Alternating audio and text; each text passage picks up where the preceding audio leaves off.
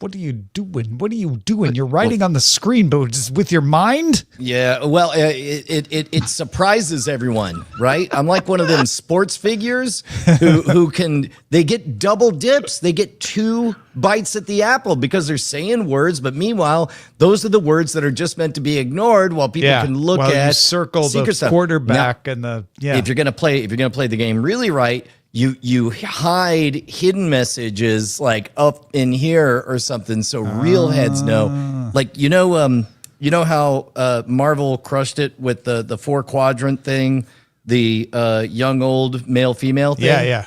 There's in Brian theory, there's a third vector. There are more quadrants. A fourth dimension. Lots of attention and little attention. Oh, yeah. Netflix uses that quadrant too. What's that? Netflix uses that one too. Oh, that's right. They have programming that's deliberately dumbed down to be easy to follow. And then likewise, at the high end, even at the narrative level of the stack with like Fringe, on the surface, you can enjoy a single episode of Fringe, an overarching arc of it. Yeah. But they always it was a very simple code, but they would always show like a creepy hand go into ad break.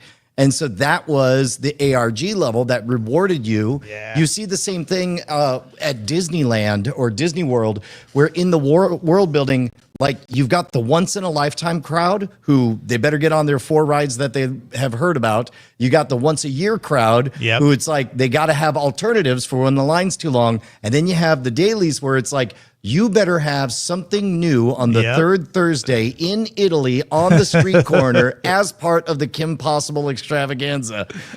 Or I won't be satisfied. Yeah, exactly. Are there Can you tell I've had a lot of Zoom meetings lately, Tom? I can now. Yeah. Hello, everybody. Thank you for joining us on the live stream. I'm Brian Brushwood. Hello, Tom Merritt. Hello, I'm Tom Merritt, and with us is our producer, Amos. Hello, Amos. Yeah, we still have some folks new to the whole Cordkiller stuff. Here's a secret. You ever have somebody reveal that they've been working on a surprise treat for you? Imagine we've been working on a treat surprise for you for 15 years. Yep. It was, and we'll get it right one day. It was 2010 when Brian and I sat down, and Brian said, in 2025, I want to surprise some people. So what do we do? And that was the beginning of Cordkillers. If anybody needs to get caught up on the lore is imagine you know the iPad is going to come out. You don't know when, but you're pretty sure something called the iPad is going to come out. So you're like, well, when it comes out, I want to already have the #1 show about iPad stuff. So you start doing the show about the iPad before the iPad happens. Then everybody's like, you're covering Windows tablets? And we're like, just hang in there. It's going to be fine. Yep. Basically, that's what we did with cord cutting. It's the greatest prediction we've ever made. We called a shot. We said, this is going to be a news thing. We dominated the space. And then the story stopped being a story. And so now we're transitioning to, in a post-cord killing apocalypse, how do you find the good stuff? That's what this show's all about. That's not bad for the first 3 minutes. I think we got them all pulled in. Yeah, you're hooked, especially because it's a classic episode, because back in the early days, all we ever had to talk about was Netflix. And today, we legitimately are going to talk about Netflix. So, it's going to be good. I'll tell you what, you can take us in, Tom. Let's go in 3, 2,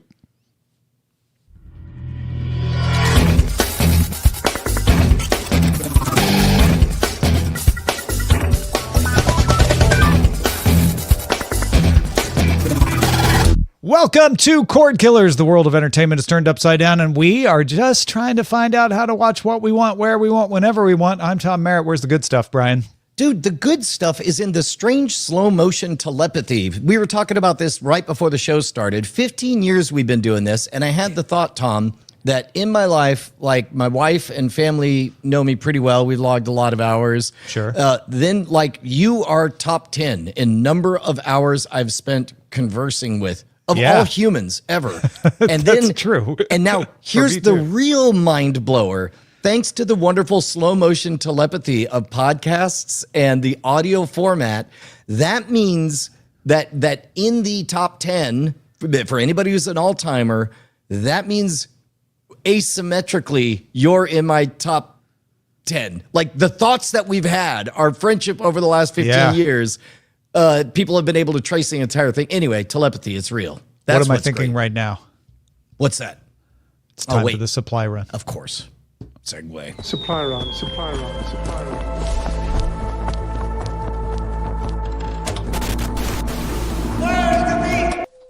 So in our 15 years of doing Cordkillers, often all we had to talk about was Netflix. So it always feels comfy when Netflix is in the news. Netflix reported revenue grew 16%. That beat analyst estimates. Projects higher than expected revenue for the next quarter. Some of that has to do with currency stuff with the dollar. They also expect subscriber and ad growth, though, on track to double ad revenue this year, although it's coming from not having had that much ad revenue. So that's probably not too surprising. Netflix doesn't report subscriber numbers, but it did report that viewers watched 95 billion hours of content in the first half of the year, Brian. Oh, that old thing. Not one viewer. We've talked about this before, but understand that Netflix plays the game in general in online media. YouTube is the fairest broker. It's a meritocracy. It reports viewer minutes, which are accurate. It fudges a little bit when it comes to what constitutes a view. No. When Netflix is talking about how many people watched the episode of Squid Games, it means you tally up all them viewer minutes, and we're talking full hours. Nothing but... Yeah, you know how fanciest places, they round everything to the nearest dollar? That's what Netflix is doing with views. It's amazing. Yeah. Also, the thing you hear people talk about as the most popular Netflix show is not. Do you know what the most popular Netflix show in the first half of the year was? We talked about this last week, and I don't remember it, and somebody already wrote in about it, and I've already forgotten it again. Adolescence. Adolescence was the most watched show of the first half of the year, followed by seasons 2 and 3 of the Squid Game. Company also projecting higher content sales, marketing costs. Co-CEO Ted Sarandos said for the first time, Netflix used some AI models to make some special effects. There's a show they make for the Argentinian market called The Eternaut, like astronaut, but eternity, The Eternaut. Sarandos said the cost of it would just haven't been feasible for a show in that budget. They used it to show a building being blown up. Yeah, so I'll tell you what. Let me tell you a story about how I became the most hated figure in all of magic. When I launched Scam School, I wanted magic to be better than it was. Magic was synonymous with wearing cheesy sequins and doing the same 12 illusions on the same Thanksgiving holiday specials a million times over. It was synonymous with 12-year-old birthday parties, and I wanted more people to compete. So when we launched Scam School, I didn't position it as Learn Magic with Brian. I called it Scam School, the only show dedicated to social engineering at the bar and on the street. And I said to my friend, Danny Garcia, I showed him the pilot that your wife cut together. And he said, this show's great. It's going to be awesome. And then sooner or later, you're going to teach somebody's favorite trick. And then you're going to be the devil and they're all going to turn on you. I'll be damned, Tom, if he wasn't 100% right. About 135 episodes later, I taught a very simple 100-year-old principle on there that happened to be beloved by a handful, a gang of magicians. And they did. They tried to rally everyone with pitchforks. Luckily, they didn't have critical mass to actually cause any real trouble, although I did come to learn what anxiety attacks are. Here's my point, Tom.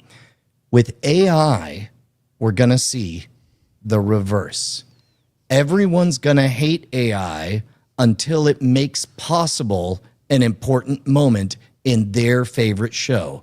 And what Netflix is doing by very clearly, visibly shining a spotlight on specific examples of niche, specific shows that otherwise wouldn't have this pop, it is subtexting that AI is an empowering tool for independent storytellers. And I would like to think that they thought of all this and that they looked up the example of Scam School, but I can't guarantee it. I'm pretty sure that's true, though. They are inoculating people. I don't know if you remember, like 2-3 weeks ago, Sarandos at a conference, I think, said like, hey, we're not against using AI where appropriate. It made some headlines, but it burned out fast because there wasn't an example. Then during the earnings call, they say, yeah, this small show in Argentina, we used AI for one small scene and it burned up real fast, but not as hot because it was a small show and it was buried in the earnings call. And also they kind of said this before. So the next time this happens, it's going to be like, well, but doesn't. Netflix kind of says this a lot, don't they? Like the novelty is already wearing off. It's super smart. Yep. If you want to dispel your cognitive dissonance on the fact that Netflix has been doing well, a TD Cohen survey might help. The percentage of Netflix members who said they would be willing to pay at least $1 more per month increased to 54% in their most recent survey, up from 49% in the second quarter of 2024. This is self-reported. Yes, I would pay. Usually people say, there's no way. And then when it comes to the moment, they're like, well, I don't want to lose my show. These are people going like, oh yeah, if it goes up by $1, I would keep it. A significant portion of respondents, 46%, said they would cancel Netflix service if it raised prices at all. So that's why you hear everyone say, if they raise the price, I'll cancel. They don't always do it, but they say it. But there's actually more people saying, no, if they raised it $1, I'd probably keep it. So there is a tipping point moment. We talked about this in the class. One of the core aspects of humanity is the need for reciprocity. Like when you've received value, you are just begging, itching for some way to balance the scales. For somebody to say out loud, yeah, dude, you're providing extraordinary value, and between you, me, and the wall, I probably do owe you another $1. That is music. That's very good, Tom. Yes, Ted Sarandos is enjoying that. Here's the biggest news from the Netflix earnings call. Netflix is definitely going to get into legacy media, buying a broadcast or cable network. And I say that with so much confidence because Netflix CFO, the chief financial officer, Spencer Newman, said, and I will quote, "We agree continued consolidation of studio and network assets is likely, but at least with respect to consolidation within legacy media, we don't think it materially changes the competitive landscape. We've historically been more builders than buyers, and we continue to see big runway for growth without fundamentally changing that playbook." And then added, we've been pretty clear in the past that we also have no interest in owning legacy media networks. So that also kind of reduces the funnel for us. So this reads to me like the tee up for a mini arc in which, as a stunt, they wait until a distressed network is so cheap that they can buy it quite literally just for the PR. And run a limited, the headline will say Netflix buys broadcast, but it'll be, the article will be all qualifiers on it. And it's only going to show and it's only for this long. And it's until the FCC changes whatever. I mean, they have an agreement with the French network TF1 to show linear versions of all their channels. Would not be a huge jump to buy somebody and show all their linear channels. And it would be a flex that I suspect there is entire chunks of the vertical of Netflix whose job is quite simply to have the discussions, to think about, to find out the execution arms of the company. What are you about to do? Hey, hold off on that because there's a PR narrative that we're trying to keep interesting things afloat. Now, if you're like, Tom, Brian, he clearly said they aren't going to do it. I get it. It's funny to say Netflix always does what it says it doesn't, but let me lay it out for you. 2017, Reed Hastings, then CEO of Netflix, said, "We won't bid for NFL rights because we believe we can earn more viewing and satisfaction from spending that money on movies and TV shows." 7 years later, Netflix broadcast 2 NFL games on Christmas. 2016, Hastings said the company had no plans on making changes to stop password sharing, calling it a positive thing. These are his words. Password sharing is a positive thing, not a negative thing. Password sharing is something you have to learn to live with because there's so much legitimate password sharing. We're doing fine as it is. 7 years later, company rolled out new policies cracking down on password sharing.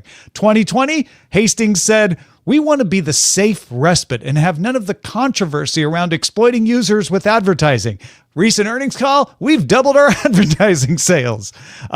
Also, they said original content was too expensive back in the 2010s. We all know how that worked. Late 2014, the director of corporate communications said offering downloads versions of Netflix shows was never going to happen. The company implemented that in November 2016. So there's a long history of Netflix saying something, and then a few years later, sometimes 5 or 6 years later, maybe 7 years later, absolutely doing it.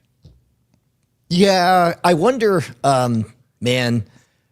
I'll bet there's entire college courses in which people explain that everything you need to know about PR and business you can learn from Netflix and the WWE, because Netflix is quite simply following the WWE playbook for any kind of, never in a million years will this happens. Yeah. And the day they said, we're never going to crack down on password sharing, cheers and cheers and cheers. The day they added crackdown on password sharing, lots cheers of revenue. Cheers. Yes, from investors. Exactly. Yep. We promise, though, that we will never not take your money. Yeah, so here's the thing.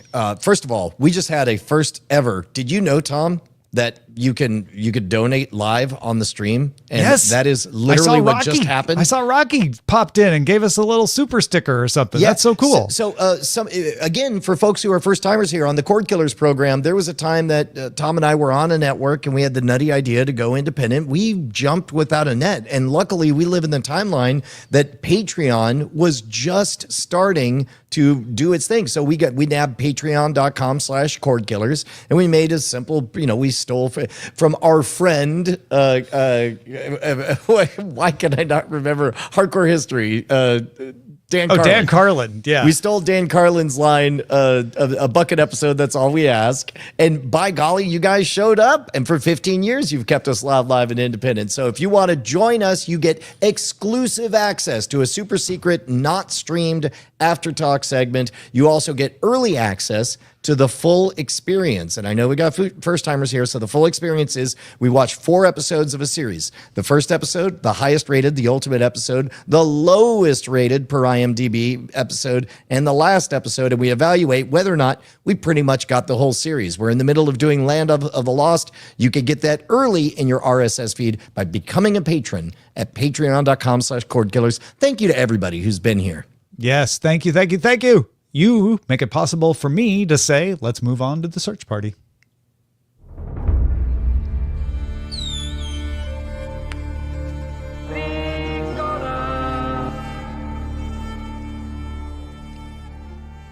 So in this journey from watching things on broadcast and cable to watching things on streaming, there are some major events. There are some major moments that we were like, well, when that happens, that's very significant. And I think one of them just happened, Brian. CBS announced that The Late Show with Stephen Colbert will be canceled after this season. And this season means May 2026. So Colbert will continue to do The Late Show until May of next year. There will not be a replacement host. They are ending the franchise that started when David Letterman left NBC and came to CBS. Ad revenue for The Late Show in 2024 was $57.7 million, according to iSpot TV. That's down from $75.7 million 2 years before. And so when they say it's a financial decision, there's numbers that back it up. It's just not bringing in the money. Tom, losing a big franchise late night talk show host like that, or talk show, not even just the host, the talk show itself. That's a big deal. Yeah. On the one level, it's interesting because I'm halfway through the latest season of Hacks, and there's a moment where the network says to Deborah, hey, it wasn't like it was you or somebody else. It's like we were thinking of getting rid of the late night show. And so this idea has been on the chopping block for a minute. And if you watch the live presentation or the recorded presentation, Stephen Colbert is speaking from the heart. You can tell that, it's tough to be the last one to shut off the lights on the way out on a beloved institution that almost made it, closer to 100 years. But of course, structures change, and engage cynical Brian, engage corporate conspiracy Brian, because remember, Tom, we just talked about how Netflix is the king of saying things they would never, ever, ever, ever do, and then writing themselves a giant paycheck and doing it. So it sounds to me like they will never, ever, ever extend this. This is the end, which means that for 1 year, very valuable advertising space. Would you like to be one of the very last advertisers all the way through the end of the Late Show? And as those numbers get higher and higher, I suspect you'll have a moment kind of like Dan Harmon went through when he announced the end of Harmontown Live. people started showing up because it was finite, and all of a sudden the crowds were great, and it felt like the old days. And like the third from the last episode, he's like, well, I don't know, maybe we should keep going. But in this case, CBS can decide to flip the switch anytime it wants. Yeah, I think you're right. I think the narrative that somehow this has to do with the president's lawsuit against Paramount, the corporate overlords of CBS, feeds that. Because if people are mad because they think it's that, then they're going to show up even more so to support Colbert. The Merv Griffin show used to be this slot. And then the Merv Griffin show got canceled and was replaced with several different shows, none of which caught on until David Letterman showed up and took the slot and made it itself.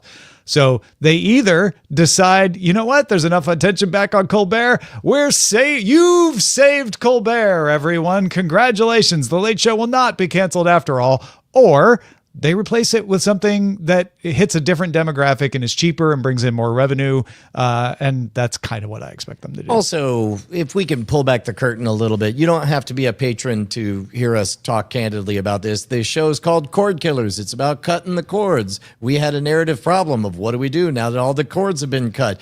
All of a sudden, air quotes, totally new show, Cordkillers Reckoning, came out.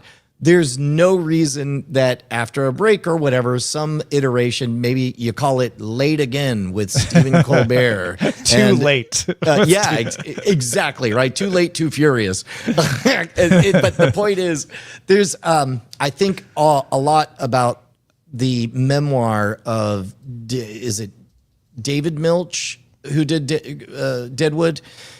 On the cancellation of Deadwood, he said, only a child believes these things can go on forever, and only a child believes that you can't start on something new. Yeah.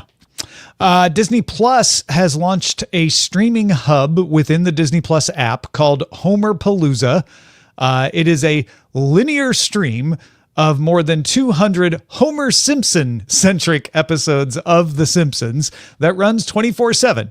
It's part of Disney Plus's broader push into creating these streamed, curated, genre or theme-based channels. They've got one called Throwbacks with nostalgic animated series. They got Descendants and Zombies with teen musical stuff. They've got Shark Fest with shark programming, and all subscribers can access the ABC News stream and Disney Plus Playtime, which is for kids. It is interesting to see Disney Plus's take on that lean back experience that is associated with fast services like Pluto, and just putting it within Disney Plus. So this is Galaxy. We'll take a brief Galaxy Brain moment here. Just a tour around the galaxy real quick. I love thinking in terms of verb tense. So the bulk of Simpsons is all now past tense verbs. It was revolutionary. It was outrageous. It was good, and so on and so on. I love any kind of meta event that allows you to take a past tense verb and make it present tense, because now they are doing a Homer-centric watch-through of it. Similar to, like, long after The Big Lebowski had been out, somebody noticed that it looks different if you go in through the lens of Donnie is dead and doesn't exist. He's only in Walter's imagination. And so they would host live showings, and with Jeff Bridges would be there to comment on what it's like with that present tense experience of a backward looking watch. So I'm here for all these crazy remixes. Yeah. Shigeru Miyamoto announced that they have cast Link and Zelda for the Legend of Zelda movie, which is set to come to theaters May 7th, 2027. So we're in the casting phase. Yeah, I haven't even started production, but it comes to theaters in a couple of years. Bo Bragason will play Princess Zelda. If you've seen her, you have seen the 21-year-old actor in the Disney Plus series Renegade Nell, or possibly in Final Fantasy 15. And then 16-year-old Benjamin Evan Ainsworth will play Link. He was the voice of Disney's 2022 live-action Pinocchio, if you were the person who watched that. Also appeared in The Haunting of Bly Manor on Netflix. Wes Ball, who directed the Maze Runner movies and Kingdom of the Planet of the Apes, is directing the Zelda movie. So now we know the director, and we know Zelda, and we know Link. Brian, what do you think? I think of the promotional materials for Terminator 2 Judgment Day, in which the actor who plays the T-1000 had to, in order to do the revolutionary CGI effects, he had to get his head scanned in whatever the highest fidelity they could so that they could replicate everything. I think that teenage actors grow very quickly. Little grasshoppers become adults very fast. And I think that this is a big enough franchise that I suspect, Tom, that maybe in all of human history, no face will be scanned as precisely and in as much detail as possible as this 16-year-old lead, because he's going to need to look this way. If I were writing a check for this, future-proof it. Future-proof all of this. I want his face down to the pore so that everything can be exactly right 25 years from now. Yeah. Well, and that's why you cast a 16-year-old and a 21-year-old as well, right? Is your future, you're giving yourself buffer on that. You might want to scan them at 18 or 19, but you're definitely wanting to scan them at some point. HBO confirms The Last of Us Season 3 will arrive in 2027. So it follows we're getting a Last of Us season every 2 years. They have not decided yet whether this will cover all of the rest of Last of Us Part 2 or if there will be an additional season to finish up The Last of Us Part 2. Yeah, I am embarrassed to report that while I love playing the game, I fell off on the show. First season was great. What a triumph. It's great. The second one was great video game. I saw some things that were different in the show, and I waited for somebody to say, Brian, no, you really got to give it a go. Still waiting. Brian, you really got to know that the Stranger Things Final Season 5 Volume 1 trailer is out. Stranger Things Final Season 5 Volume 1 starts streaming on November 26th, Volume 2 on December 25th, and then we get the finale separate on New Year's Eve. Yeah, I don't know. I kind of like that holidays keep going on, whether I participate in them or not. I don't observe Stranger Things, but I'm glad it has such happy cultural Stranger meaning. Things to all who celebrate. And a happy number 11 to you, sir. Netflix has officially greenlit an Assassin's Creed series. 2 Emmy nominees are going to run the show. Robert Patino, who did DMZ, worked on Westworld and Sons of Anarchy, along with David Weiner, who did Halo, Homecoming, and The Killing, or worked on those. Those will be your showrunners and executive producers. We haven't got to casting yet on this one, though. I think this could be very, very good. And now keep in mind, you're right. If you just emerged from a time machine and said, Brian, that's what you said about the Prince of Persia movie. But this tickles the same spot. It's a rich, interesting visual pastiche story. Give some talented people room to play. Luckily, the source material is rich enough to play with, but whether or not they do the dumb thing of acting as though movie audiences can't possibly... or TV audience in this case. Sorry. Actually, maybe that's a note in their favor, is because TV audiences are very sophisticated nowadays. And so it gives the opportunity for this story to really shine. Similar to The Last of Us. Yeah. Could does not mean will. It means could. It's possible. A lot of things are possible that don't happen. Finally, no one thought this was possible, but it has happened. Trey Parker and Matt Stone got paid. They reached a $300 million a year, 5-year deal with Paramount for worldwide streaming rights to South Park. Previously, South Park catalog stuff streamed on HBO Max, even though it airs on Comedy Central, which is owned by Paramount. Now Paramount's got the whole ball of wax. I bet somebody can track it down. This can't be an isolated Brian memory, but there's some director's commentary thing where you could tell that the boys have had a few to drink, and they were talking about how they were bullied in high school, but now they're making money with South Park. And he says, guess who's worth $6 million now, Becky? And there was something about the specific dollar amount that was like, okay, that is not just a made up bit. That is his actual net worth at that moment. And I think how petty that moment seems as their shadow just gets longer and longer, and they join their place in the pantheon of great storytellers. Back on July 23rd, the premiere of season 27 of South Park was delayed, and a post on X from the official South Park account talked about how much of a mess things were because of a merger, and said, "We're at the studio working on new episodes. We hope the fans get to see them somehow." And apparently that has, in fact, happened. So here we go. We're going to get them. Let's move on to the buried treasure. Most people want to know why they suddenly got rich. Buried treasure. The Buried Treasure segment is where Brian and I talk about some stuff we actually watched, which you may or may not have watched. And it's an idea for, confirming that something is good, or maybe an idea for something you want to watch. Brian, of course, you saw the Superman movie. Yeah, I did. It was about what I expected. I waited a week to kind of see what the chatter would be about. And I'm pretty sure James Gunn did exactly what he could do it, because there were some people who said it was too political. Others said it wasn't political enough. And watching it, it's very clear that there's stand-ins for, there's one really, really great simple commentary on social media. It's a visual gag. It's great. Of course, he has a lot of pieces to arrange, and he's setting up a new franchise, a new dynasty. It was fine. It was fine. It was good. It was good. I saw a funny, I don't know if I weirdly, I can't remember if this was a video now or not, but in my mind it was, and it was two people saying, yes, clearly Superman was about, and then one says Ukraine and the other says Gaza at the same time. You know what? I stopped thinking once I thought in terms of land masses. I was like, probably Ukraine. And then I stopped thinking, but you're right. It turns out that you can comment on war and it'll apply to wars no matter where they are. So, well, and also that story beat is in service of, because Lex Luthor is very, very wealthy, an arms dealer. He's an evil mirror image of Tony Stark, basically. And it tickles the question of like, well, what would cause him to get off of his butt and try to kill a do-gooder demigod? And the answer is, well, what does he not have? And the answer is a kingdom.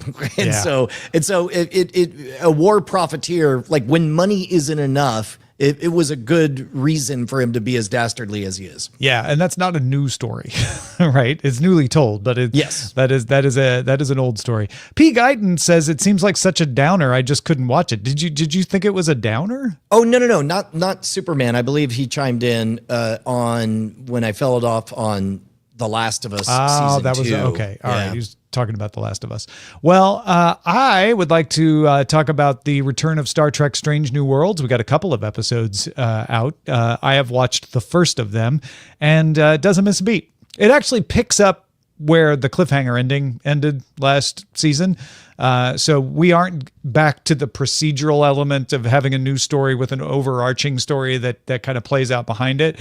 We're ending the story in Star Trek Next Generation style, right? They would do this where they'd have a big story at the end of the season, cliffhanger ending, and then a big story to start the season, and then they'd go back to individual stories. But it's great. I love Star Trek Strange New Worlds. If you are someone who's like, gosh, I really wish they were making more of Star Trek, the original series, but with modern story sensibilities and modern special effects, but still capturing that era in a way and giving an homage to it. Here you go. It's Star Trek Strange New Worlds. The only minor, not spoiler, but something that happens is there is a new engineer that gets picked up. And the current engineer of the Enterprise has to teach him about giving proper estimates for how long and how possible things can take. This spoiler for any Star Trek fan who doesn't have the intellect of a 3-year-old. It's pretty great. I won't go into details, but I loved that little vignette. Most of it is about saving the crew from the Gorn and all of that. In this season, this is a curious case where we had 2 announcements. One of they announced before this season that there would be another season, but then last month they announced, and another season after that, and that'll be the last. And we noted that was an unusual move in the enthusiasm things, and we'll see whether or not that plays out in terms of ratings or whatever. They clearly have a plan. But what I'm interested in, Tom, is what that implies is that the cast went into this season that you're watching right now knowing that there was a sense of momentum and shared purpose, and everybody knows where this is headed. And like the Next Generation, you watch season 1 of that, and they're clearly figuring it out. But by the end of season 2, beginning of season 3, it's like, oh, they know exactly what they're doing. Does that read in the first couple episodes of this? Oh, it read last season to me. Yeah. As I was asking that, I realized that you were already on board. Yeah. No, this crew figured out their beats within the first season, and by season 2 they were rolling. So if you, I'll double down on it. If you're like, man, I wish I could get more Star Trek the original series, this is it. Somebody in our chat pointed out that the Orville is for Next Generation fans. If you're a TNG fan and you want more of that, go watch the Orville because it's perfect. Or Lower Decks. Yeah, or Lower Decks. Absolutely. Those are both good options for that. If you got something we should be on the lookout for, email us, cordkillers@gmail.com. So, Brian, I know some people are like, well, you said all those Netflix examples earlier. Did you write those down anywhere? Because I'd like to use that. I'd like to replicate that. And the fact is, yes, I did at freetomnewsletter.com. You know what? Newsletters from your favorite independent creators are like liner notes for people. Yeah. Every week on Friday, I write up a newsletter about what I'm thinking, what I'm doing, and you can email me back. I don't think people really realize that works. Like, I'm sending you an email. They're like, well, you're sending a mass email. I mean, I know I get it. And it's like, yeah, try it.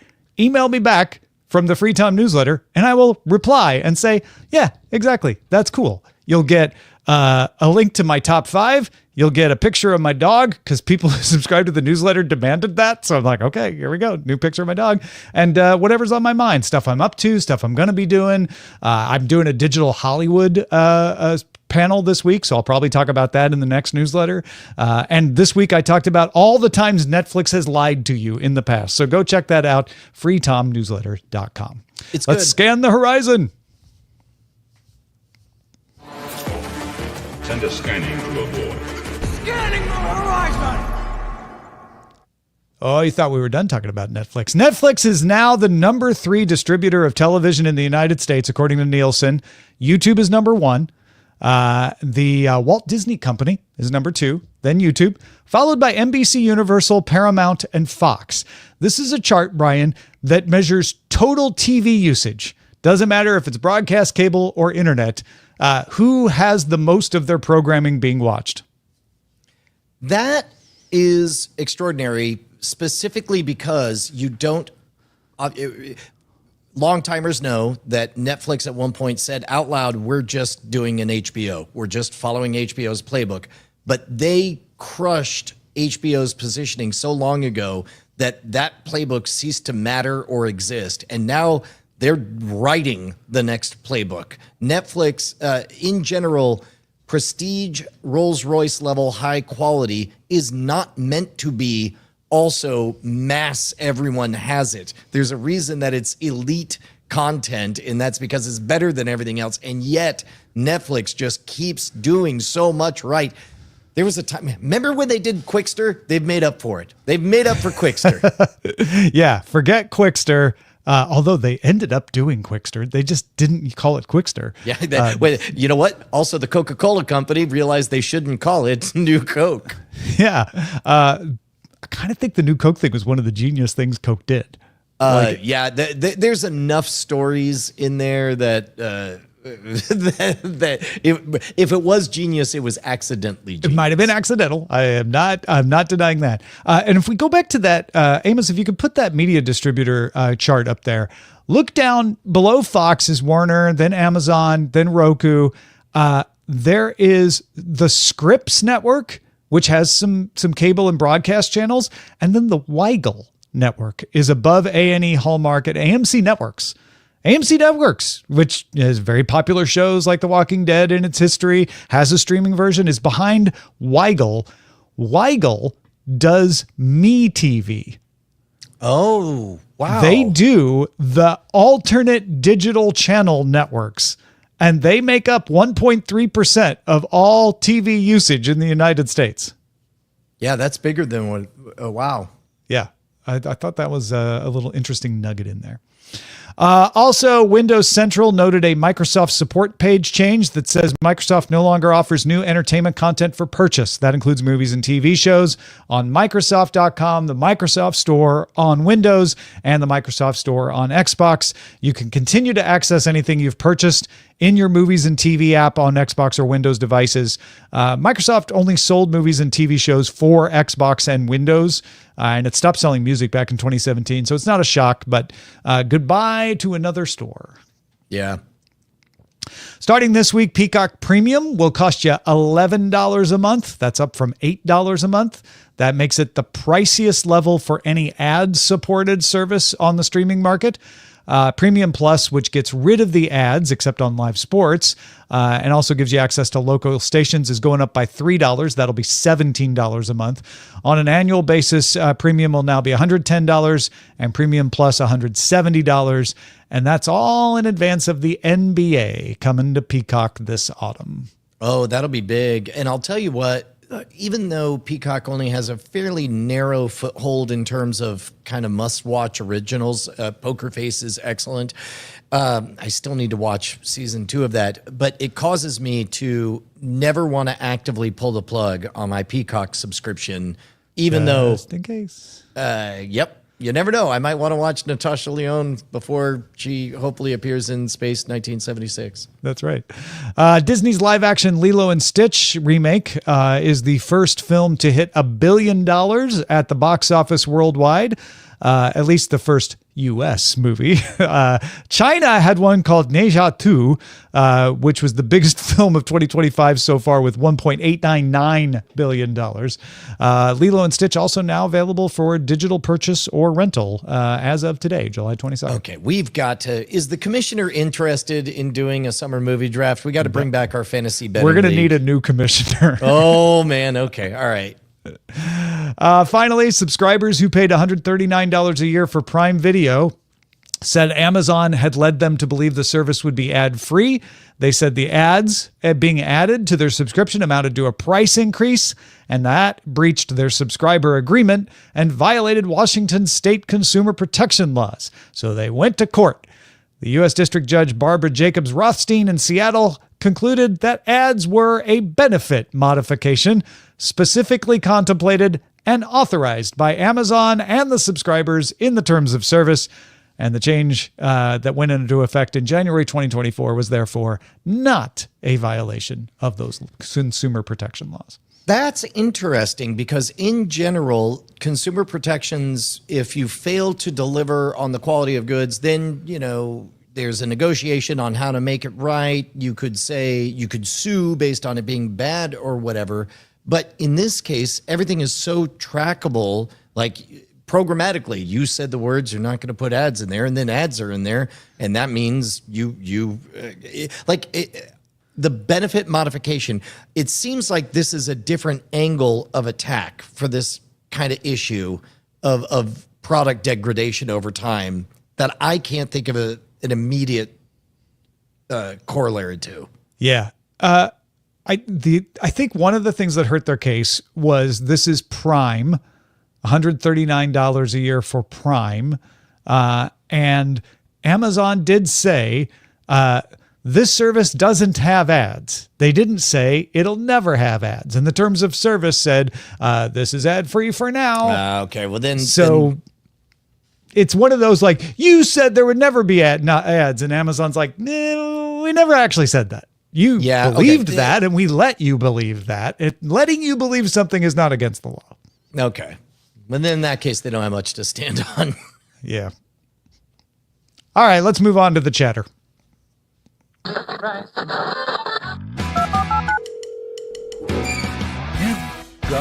mail. These are your thoughts sent to us, cordkillers@gmail.com. Big Jim writes, hey guys, I've watched both seasons of Night Agent, and it's pretty good. First season was really, really good. It reminded me a lot of Quantico meets 24. Second season was okay. Like, we knew what we were going to get. That is not to say it wasn't good, but it wasn't jumping in your face as awesome as the first season, and I think that's to be expected. I hope they renew it for a third season, and we do see some kind of change with the format of how it works, or some difference in the intrigue that makes it a compelling watch. But I'm definitely down to say this has the Big Jim recommendation. Good. Night Agent, because we were wondering, like, Night Agent, because we hadn't heard of it, and it was very, very popular. Edward writes, Jury Duty was on Freevee. A second season has apparently been filmed already to be released on Prime Video at some point. I'm looking forward to this. First season was very enjoyable and significantly something both my wife and I could watch at the same time. If there was another campaign to get behind the streaming age, it would be for more shows like that, where they aren't so hyper-targeted that only one person in any household would enjoy them. That was the one where everyone knew it was a TV show except one person on the jury. Yeah. And that is, in terms of a stunt, I thought it was pretty good. Then Stealth Dave wrote us a very long and wonderful note. The best show for doing real-time full experience is, of course, Joss Whedon's Firefly.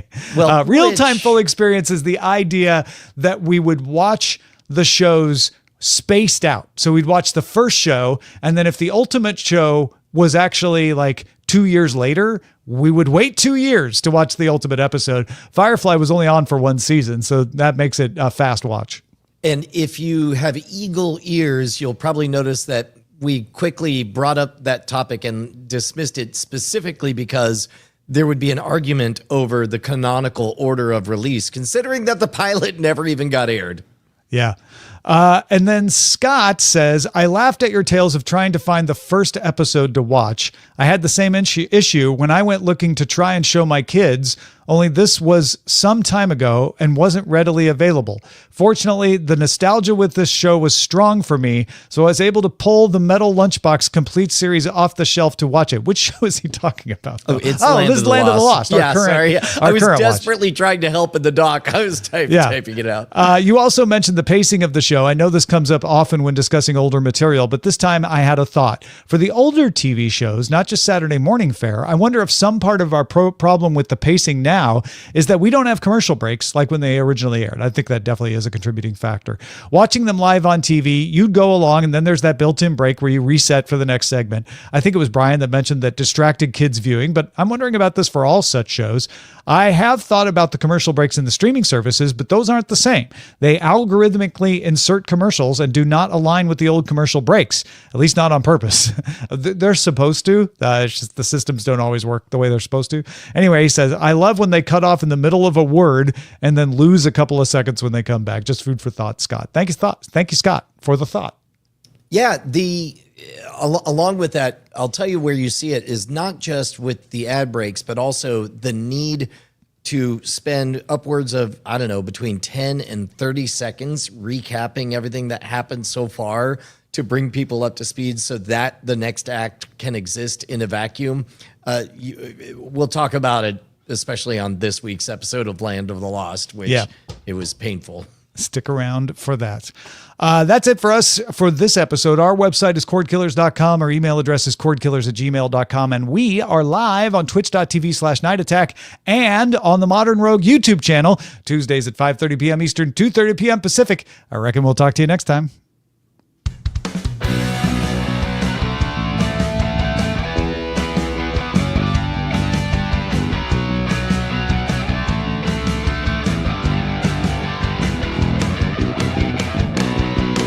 Diamond Club hopes you have enjoyed this program. Tight show, Tom. You wouldn't know that I have a mixer board that may or may not crap out at any moment. Can't affect anything. Can't turn volumes up or down. Nope. It's Pay in a super no attention position to the frozen mixer. Yeah. All right, here, I'm gonna do my ritual. I'll be right back. All right, you do the ritual, and then we'll do the misery, me and Amos. I see what you did there. Yeah. So, did you watch The Stranger, Land of the Lost, Amos? I watched all but the last 5 minutes, and I think most of that is credits anyway. So It's well, yeah. You probably only missed 2 minutes. It's only a 22-minute episode, so yeah. Remember aforementioned nap that I needed? I took that and planned in on the waking last up 5 minutes of Land of the Lost. Yeah, I gotcha. So I know what your review is. No, it's funny. Not to spoil our conversation about this ultimate, highest rated episode of Land of the Lost, but Brian sent us a video reaction of his oldest daughter when he told her, like, this is the highest rated episode. And she was like, wow, okay. This one got an 8.1. I think I know why this was the highest rated, though. You do? Yeah. Because it had a plot? Because it gave us a reason to watch.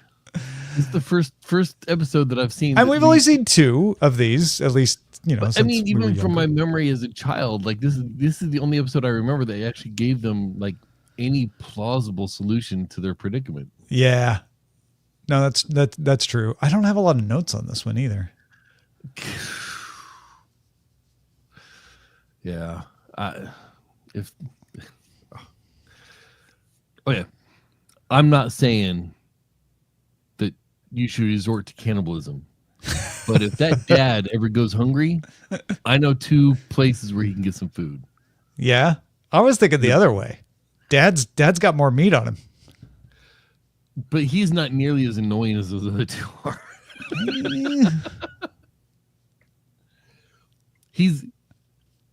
We got some interesting backstory here just on the series in general. Pete says, today I learned that one of the Sleestacks was a 17-year-old Bill Lambier, who would later go on to be the Detroit Pistons center in the NBA in the 1980s. And XGD Falcon says, a few years ago, we had a reunion of almost every living actor from the show, and every Sleestack came except Bill. Although they tried to get him. Oh yeah. So, well, I guess we'll save it. I mean, okay. Nobody says cannibalism isn't wrong if it's the only way to survive. Easy to say when you have no body to eat. Easy to say when you're not hungry. Easy to say when there's no one to eat. Yeah. Cannibalism is wrong. Oh, must be nice to have a full belly. Yeah. All right. Brian, are you fueled up? Are you ready to talk? Yeah. The ultimate I'm episode? ready. I'm ready. I actually, are the inputs inputting and the outputs outputting? Yeah, for the moment, All the girls I'm are hanging girling. on by a thread. All right, let's do this. In 3, 2.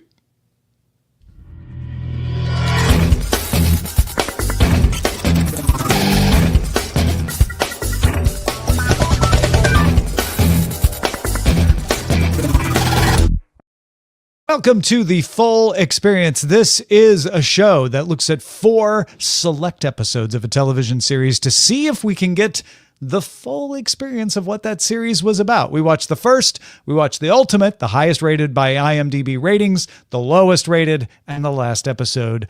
This time, we are talking about the ultimate episode, rated 8.1 on IMDb, season 1, episode 6 of Land of the Lost, The Stranger, which first aired October 12th, 1974. I'm Tom Merritt. He's Brian Brushwood. Hey, man. So this episode, as we noticed last week, was written by Walter Koenig of Chekhov from Star Trek, the original series.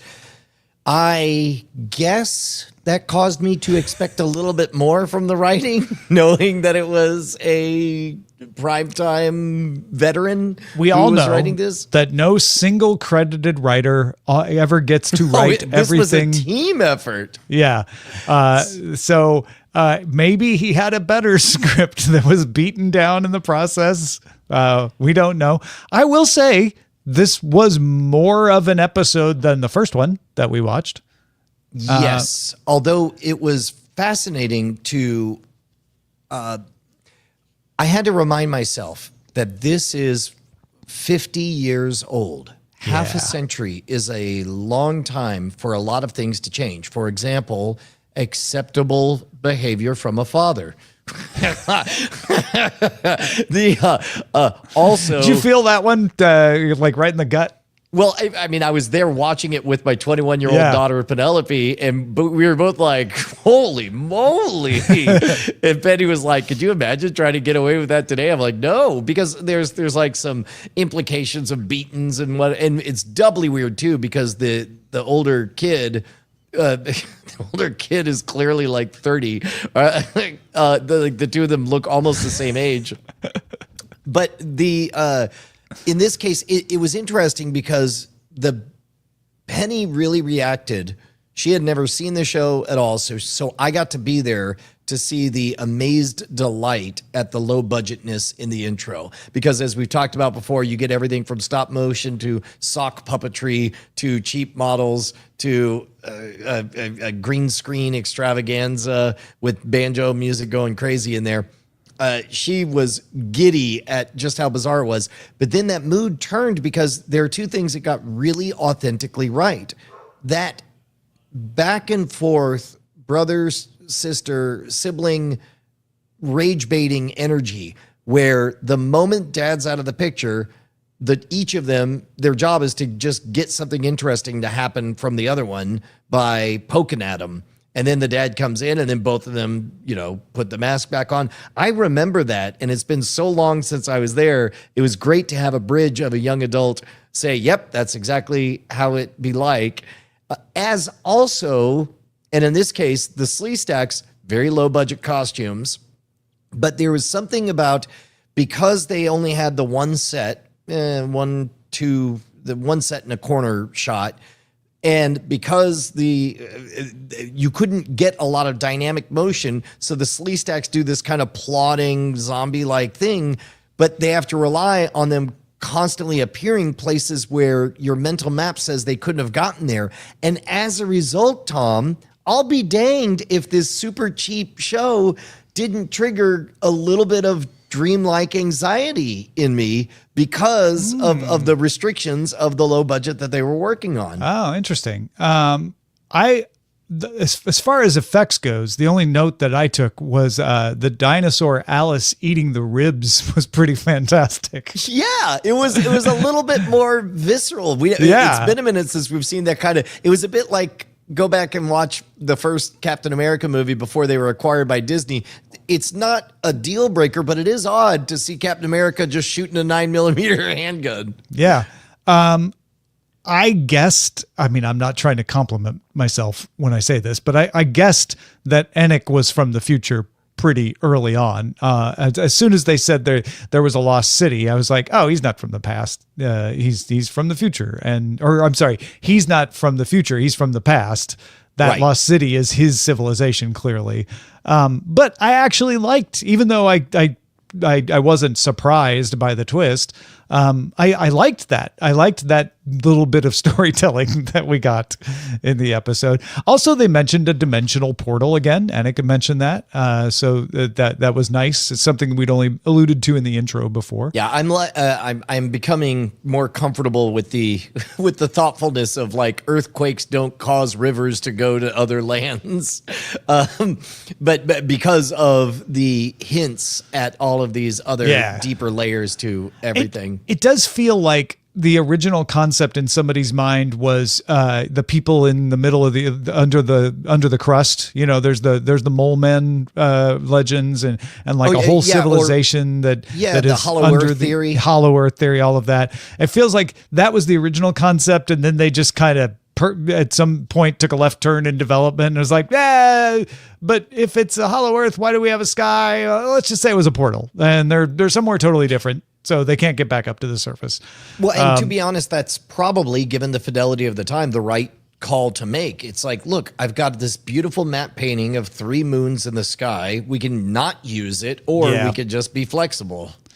It's the 6th episode of season 1, and they haven't figured out food yet. They're still trying to figure out like what's safe to eat. Feels like they would have figured that out right off the bat. Yeah, I give that a pass. I would give it a pass if it was in service of the story, but I'm not sure it was. It really wasn't. It was really distracting. Yeah, Amos, help us out. There was a wasted full minute in there. I think we might find this out later, but to my memory, this show, and especially the 2 episodes we watched, is that they're essentially standalone. Like every episode, you watch the intro, and it goes into this thing that they're having, this problem that they're having, that they're experiencing, and it can be watched on its own. So to my memory, every time they come up to a problem, the dad has to explain it to them like they just got there.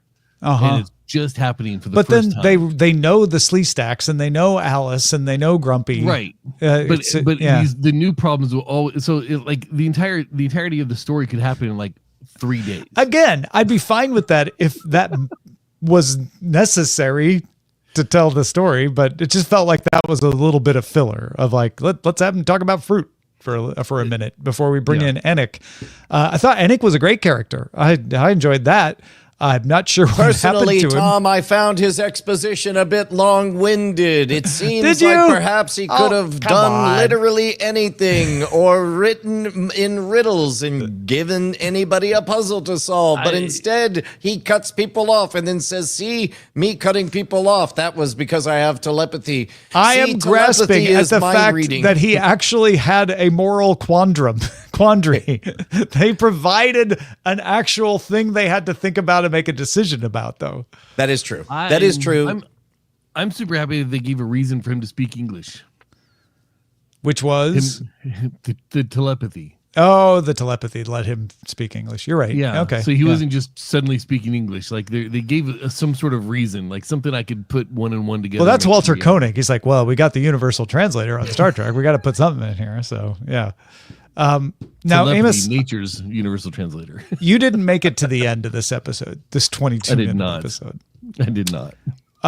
Brian, I assume you did. Yeah, actually, I didn't. I kind of really perked up in that last minute where I'm like, oh, they showed up because, first of all, even though, yes, Planet of the Apes had come out 10 years before this, still bit of a throwaway treatment to that earth-shattering revelation that his society has collapsed. Well, he's like, as one does.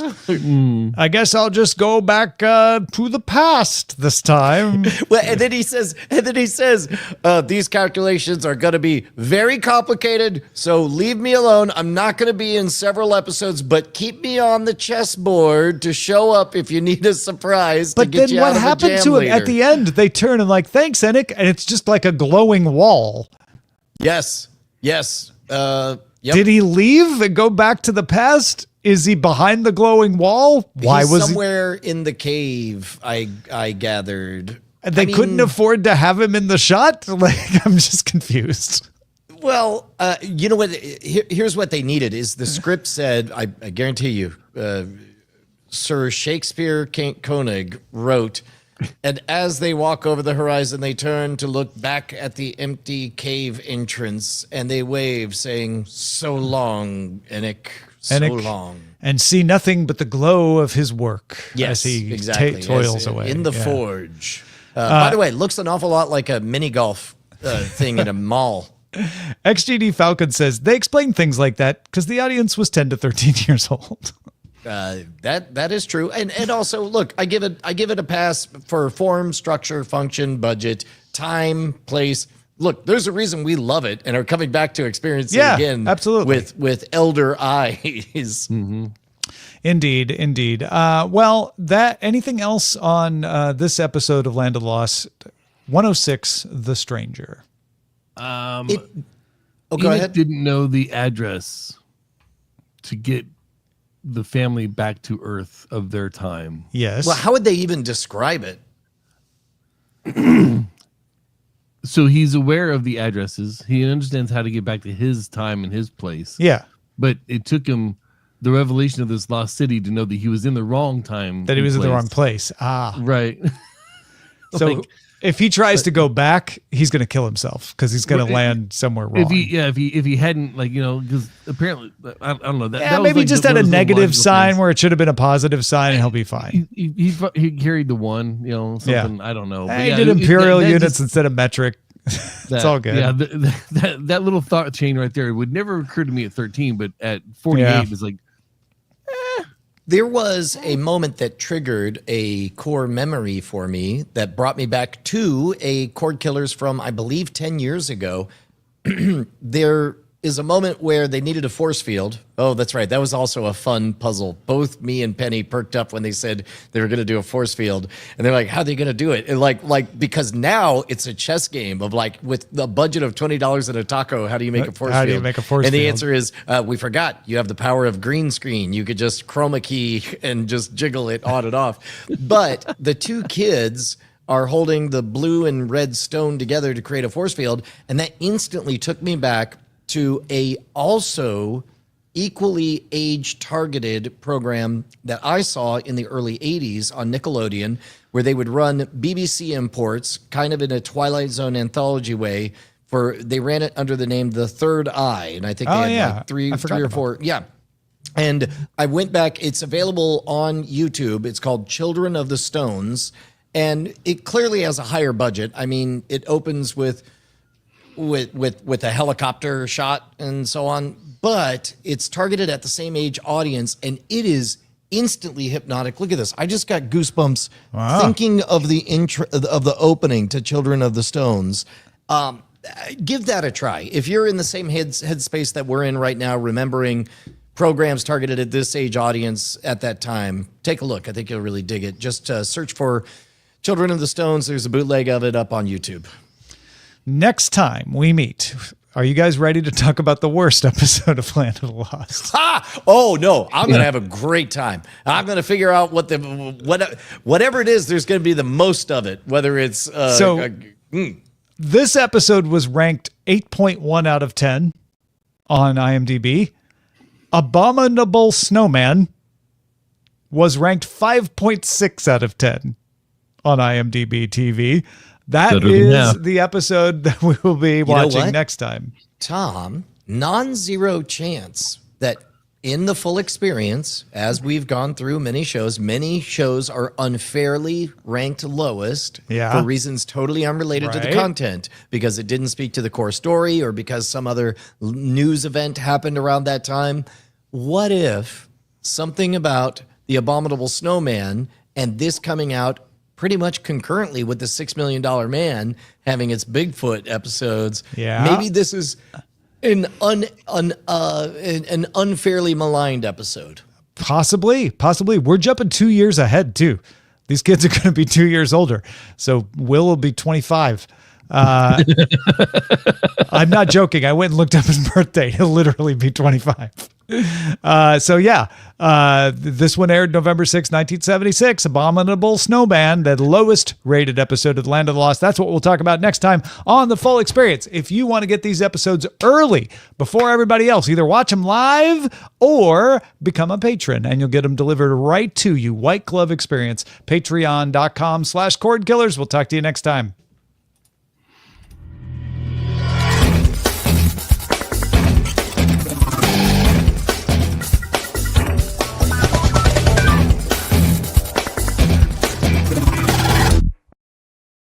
We did it, Brian. We did it. But we for did how it. long? I guess. Do you want to see live, or do we save it?